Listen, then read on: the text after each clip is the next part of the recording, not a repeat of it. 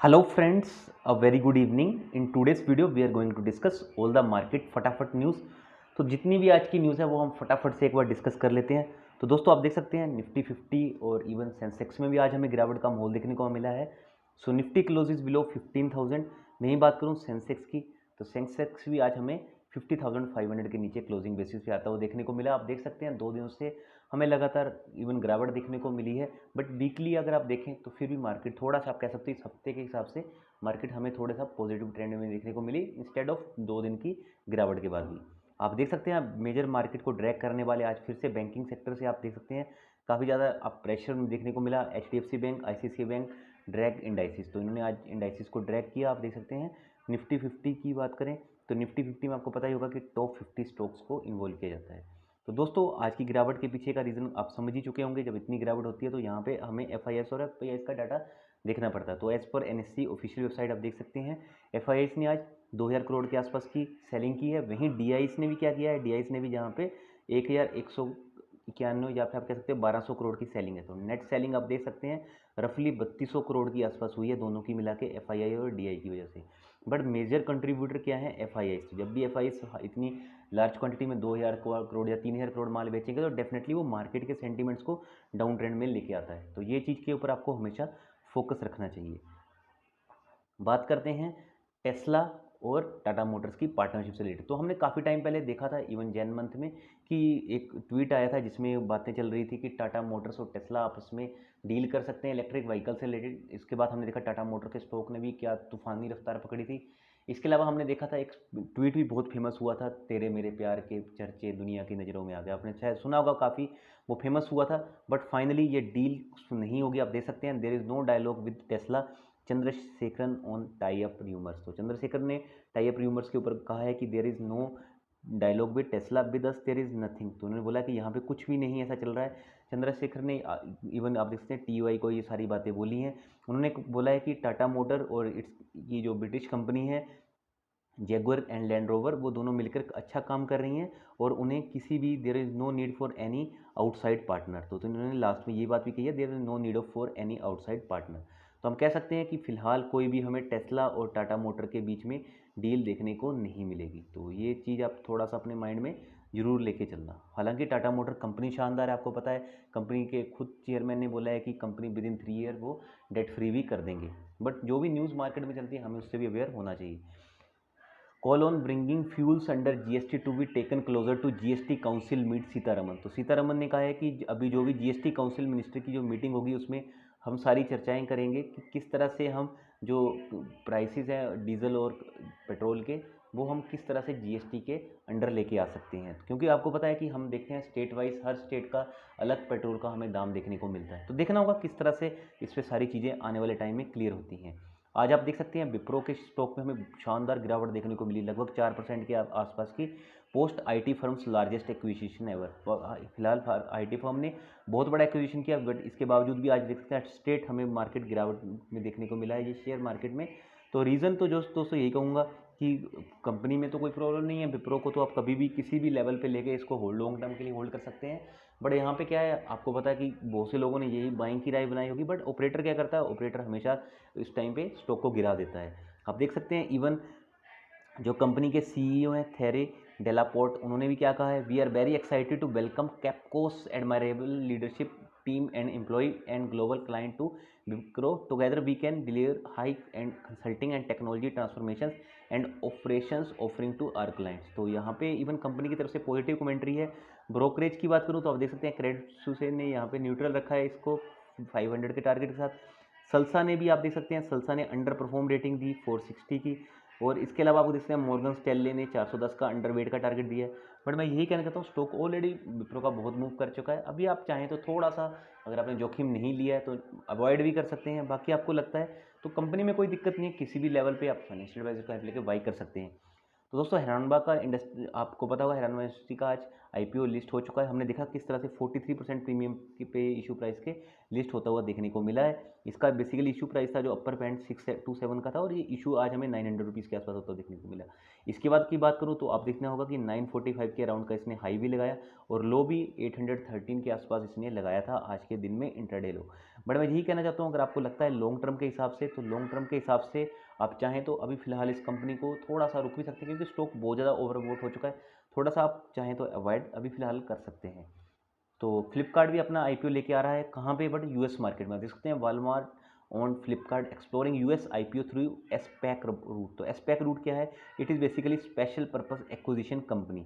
तो देख सकते हैं online e commerce company Flipkart is mulling its IPO in the US through a special purpose acquisition company. इसके अलावा यूएस में आपको पता होगा ऑलरेडी इन्फी का आईपीओ देखने को मिलेगा आपको, सॉरी इन्फी देखने को मिलेगी यूएस मार्केट में, फिर टीसीएस भी देखने को मिलेगी। इसके अलावा हमने देखा वेदांता जैसी कंपनी भी यूएस में मार्केट में लिस्टेड है। तो मैं इसके अलावा फाइज़र का नाम भी यूएस मार्केट में बहुत ज़्यादा है। तो दोस्तों देखना होगा किस तरह से अभी फ़िलहाल फ्लिपकार्ट को यहाँ पे एस्पेक्ट में के थ्रू किस आईपीओ अप्रूव होता हुआ देखने को मिलता है। Next is Hero Motor Corp organises 4-डे सर्विस एंड एक्सचेंज कार्निवल। तो हीरो मोटो कॉर्प ने 4 दिन का यहाँ पे एक्सचेंज डे सर्विस और एक्सचेंज का कार्निवल लगाया। मैं यही कहना चाहता हूँ, हीरो मोटो कॉर्प ने शानदार अपनी जो सेलिंग के नंबर दिखाए हैं, तो इनके जो भी सेल्स के नंबर हैं सेलिंग के, वो भी बहुत अच्छे रहे हैं। तो इसलिए कह सकता हूँ कि आने वाले टाइम में और भी हीरो मोटर कॉर्प में हमें तेज़ी देखने को मिल सकती है। बट अगर आपको जाना ही है तो मैं कहूँगा कि बजाज ऑटो को आप कभी भी किसी भी लेवल पे आंख बंद करके उठा सकते हो, बट आप फिर भी अपने फाइनेंशियल एडवाइज़र के जरूर कंसल्ट कर सकते हैं। एमटीआर टेक आईपीओ से रिलेटेड बात करूँ तो ऑलरेडी ये स्टॉक आप देख सकते हैं 200 टाइम्स सब्सक्राइब हो चुका, बहुत ज़्यादा बड़ा सब्सक्रिप्शन है। तो दोस्तों अगर मार्केट सेंटीमेंट्स अच्छे रहे तो मुझे ऐसा लगता है पर्सनली कि ये स्टॉक मोर देन 100% के ऊपर भी लिस्ट होता हुआ हमें देखने को मिल सकता है, जिस तरह से इस आईपीओ को रिस्पॉन्स मिला। क्योंकि अगर मैं इस कंपनी की बात करूं तो इस कंपनी के जो क्लाइंट ही इतने बड़े बड़े हैं, इसरो, डीआरडीओ बहुत बड़े हुए, इसके अलावा एनपीसीआईएल, इतने मतलब कि न्यूक्लियर पावर वाली जितनी भी कंपनीज है बड़ी बड़ी, बीएचईएल, वो सारे इनके क्लाइंट्स हैं। तो आप देख सकते हैं बहुत शानदार ये आईपीओ हिट हो सकता है अगर मार्केट बिल्कुल अगर यहाँ पे नॉर्मल चलती रही। Large companies cannibalising markets of small companies post covid CMIA। तो CMIA बेसिकली क्या है? Centre for monitoring Indian economy का डाटा है। तो इन्होंने कहा है कि लार्ज कंपनीज को तो लॉकडाउन में कोरोना के टाइम पे कुछ इतना इफेक्ट नहीं हुआ है, बट जो स्मॉल बिजनेसेस हैं, स्मॉल कंपनीज है, MSME सेक्टर है, उसको बहुत ज़्यादा कोरोना के कारण, इवन लॉकडाउन के कारण हैम्पर होना पड़ रहा है। क्योंकि क्या हो रहा है, अगर एकदम से अनप्लैंड सडन कोई भी जगह लॉकडाउन लगता है तो ये MSME सेक्टर है या स्मॉल कंपनीज है, उनको बहुत ज़्यादा दिक्कतों का सामना करना पड़ रहा है। बट वहीं बात करें लार्ज कंपनीज़ की, तो लार्ज कंपनीज़ को इतना ज़्यादा सफ़र नहीं हुआ है, उनके क्वार्टर ऑन क्वार्टर के नंबर भी अगर बात करें तो इम्प्रूव ही हुए हैं। तो दोस्तों एस्ट्रल पॉलीटेक्निक से रिलेटेड न्यूज़ है दोस्तों। तो astral polytechnic company already second time आपको पता है डिविडेंड दे रही है।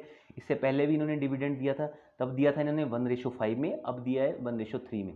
तो आप देख सकते हैं Astral polytechnic fixes record date for bonus issue. तो इन्होंने बोनस इशू की रिकॉर्ड डेट फिक्स कर दी है, कब की है? 19 मार्च 2021। अगर आप 19 मार्च से पहले अगर आप 17 या 18 तक ले लेते हैं तो डेफिनेटली आपको ये बोनस आता हुआ आपके अकाउंट में देखने को मिल सकता है। इसमें क्या है, आपको हर 3 शेयर के बदले में 1 शेयर एस्ट्रल पॉलीटेक्निक का मिल जाएगा। कंपनी शानदार है, कंपनी में कोई प्रॉब्लम नहीं है, बट यही कहना चाहता हूँ कि जब भी आपको ऐसी कंपनीज, अच्छी अच्छी कंपनीज डिप्स पे मिले तो आपको ज़रूर लेनी चाहिए। Next news is PNB housing और Yes Bank enter into strategic co lending partnership. तो आप देख सकते हैं पीएनबी हाउसिंग और येस बैंक ने भी अपना पार्टनरशिप एक्सटेंड किया। आप देख सकते हैं येस बैंक अभी रिटेल लोन का पोर्टफोलियो बहुत ज़्यादा बढ़ा रहा है, जिसमें housing loan, car loan, mortgage loan, क्योंकि ये लोन क्या है, छोटे लोन है और सिक्योर रहते हैं। सपोज करो एक मैंने कंपनी को लोन दिया 1 CR का, 1 करोड़ का, और वहीं मैंने 10 हाउसिंग लोन दिए, ठीक है, 1 करोड़ के।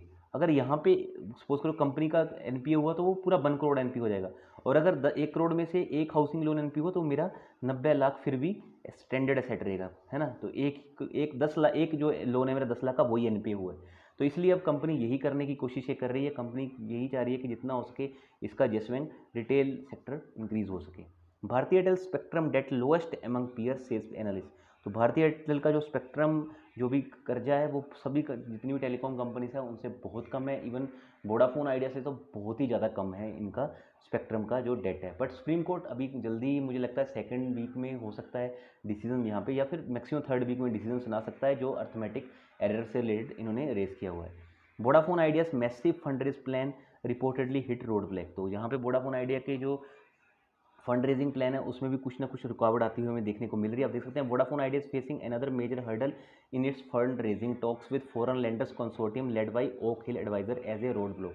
तो यहाँ पे आप देख सकते हैं जो NET telecom report says the stocks have not fallen through entirely. However, the struggling telecom is already exploring new partners for fundraise. तो अभी कंपनी ने फिर से नए पार्टनर फंड रेजिंग के लिए फाइंड आउट करने शुरू कर दिए, क्योंकि जो फंड रेजिंग की बात थी पहले 31 जनवरी को होनी थी, जो एक्सटेंड हो गया अभी 28 फरवरी को होगी, जो लास्ट 28 मंथ थी। और लास्ट डे ही क्या हुआ, फरवरी 28 को गोल्डन ट्री ने एग्जिट कर दिया कंसोर्टियम से, जिसमें गोल्डन ट्री का एक अच्छा खासा हम कह सकते हैं दबाव था, उसने ही एग्जिट कर दिया। तो कंपनी अब और यहाँ पे रास्ते फाइंड आउट करने की कोशिश कर रही है। तो दोस्तों देखना होगा कब ये फंड रेजिंग की न्यूज़ क्लियर होती है, नहीं तो अगर ऐसे ही लटकता रहा तो वोडाफोन आइडिया के स्टॉक्स में और भी हमें गिरावट आती हुई देखने को मिल सकती है। वोडाफोन आइडिया में मैं हमेशा एक ही बात कहता हूँ, पेनी स्टॉक है, उतना ही पैसा लगाना, कल को अगर आपका पैसा जीरो भी हो जाए तब भी आपको दुख नहीं होना चाहिए। Reliance Jio reportedly working on Jio books low cost laptop with Android based Jio operating system 4G connectivity. Reliance Jio भी आप देख सकते हैं लगातार अपना जो डिजिटल बिजनेस है उसमें फोरे कर रहा है। आप देख सकते हैं जियो बुक, इसके अलावा आप देख सकते हैं इनके लो कॉस्ट के लैपटॉप, जैसे नोटबुक होती है वैसे जियो बुक आएंगी इनकी। इसके अलावा जियो ऑपरेटिंग सिस्टम और 4G कनेक्टिविटी के साथ ये हमें आते हुए देखने को बहुत जल्दी मिल सकते हैं।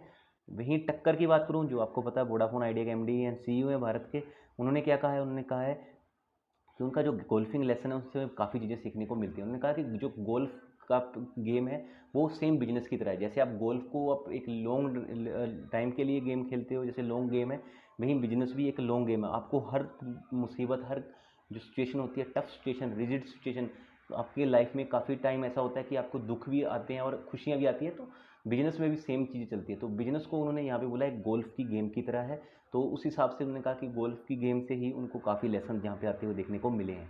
तो देखना होगा किस तरह से आगे ये वोडाफोन आइडिया को सर्वाइव करने में हेल्प करते हैं, क्योंकि ये जिस तरह से कमेंट्री देते हैं, तो कमेंट्री से तो मैं यही कहना चाहता हूँ, इनकी जो कमेंट्री है मुझे बहुत ज़्यादा पॉजिटिव लगती है, और इवन मैं इनकी कमेंट्रीज़ को रेगुलरली फॉलो भी करता रहता हूँ। तो चलिए दोस्तों, इस वीडियो में इतना ही था। Thanks for watching the video. अगर वीडियो अच्छी लगी होगी तो प्लीज़ लाइक, शेयर और सब्सक्राइब जरूर करना। अपने दोस्तों के साथ प्लीज़ वीडियो को जरूर ज़्यादा से ज़्यादा शेयर करना। So thank you so much. बहुत जल्दी मिलते हैं नेक्स्ट वीडियोज़ के साथ।